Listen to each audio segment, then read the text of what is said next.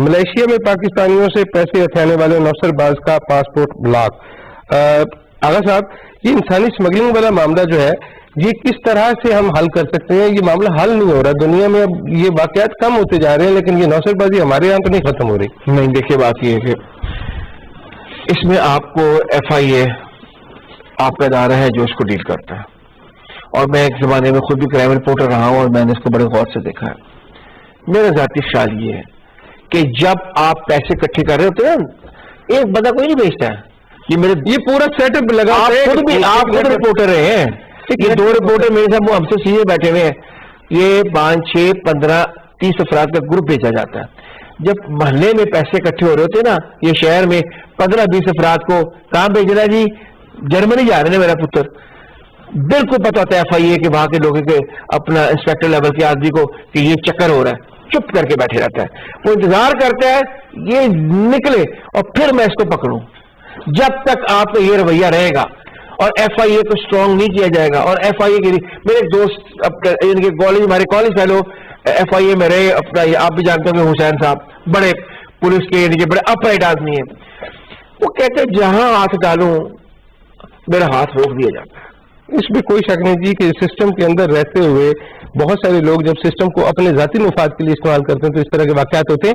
ये मलेशिया वाला वाकया मैंने समझा है कि मलेशिया में ये तीसरा चौथा वाकया पिछले मेरे ख्याल 1.5-2 महीने में मैं पढ़ रहा हूँ, तो ये मलेशिया में ही ऐसे वाकयात नहीं होते कि जो आदमी अपना जमा पूंजी खर्च करके यहाँ से जाता है, वहाँ वो मेहनत मजदूरी करके पैसे बनाने की कोशिश कर रहा होता है तो उसको अपने लोग ही पड़ जाते हैं। सर, मलेशिया में तो मसला इतना संगीन है कि वहाँ जो आदमी जायज तरीके से भी जाता है ना, वो वहाँ 1 साल के बाद जब अपना वीजा रीस्टैम्प कराने जाता है उसके साथ हाथ हो जाता है और वो वहाँ लीगल गया हुआ इलीगल हो जाता है। वहाँ तो कहते हैं कि यार आप दुनिया से आप राब्ता कर लें, पाकिस्तानी से ना मिलोगे ना देखोगे, वो कहीं ना कहीं तुम्हें जो है वो धोखा दे देगा।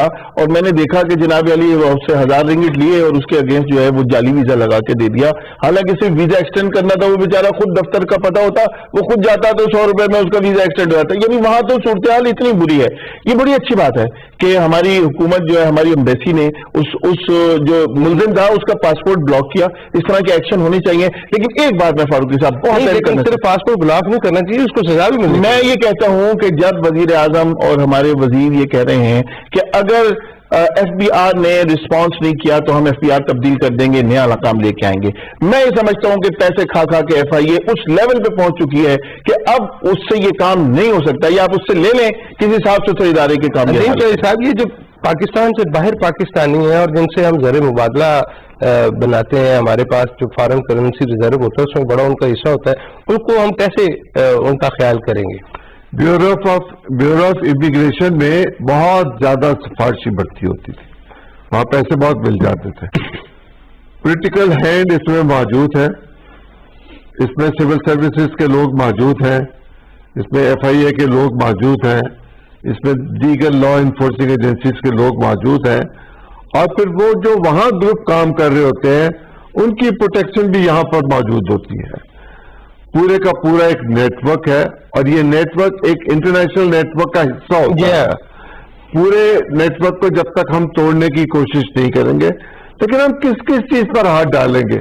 यहाँ तो आवे का हवा बिगड़ा हुआ है, जिस चीज पर आप हाथ डालें पता चलता है इसके अंदर पॉलिटिकल विल। ये आपने बिल्कुल जबरदस्त बात की जी कि हमारे सिस्टम के अंदर तो पोजीशन वाकई ये है कि आवे का हवा बिगड़ा हुआ है, लेकिन अब काम शुरू हो गया है इसको ठीक करने का और हम इसकी बुनियाद को बेहतर और ठीक करने जा रहे हैं। ये जो मामला है मलेशिया वाला जिसमें पासपोर्ट ब्लॉक हुआ है, हम इस पर नजर रखेंगे और ये भी जानने की कोशिश करेंगे कि उसको क्या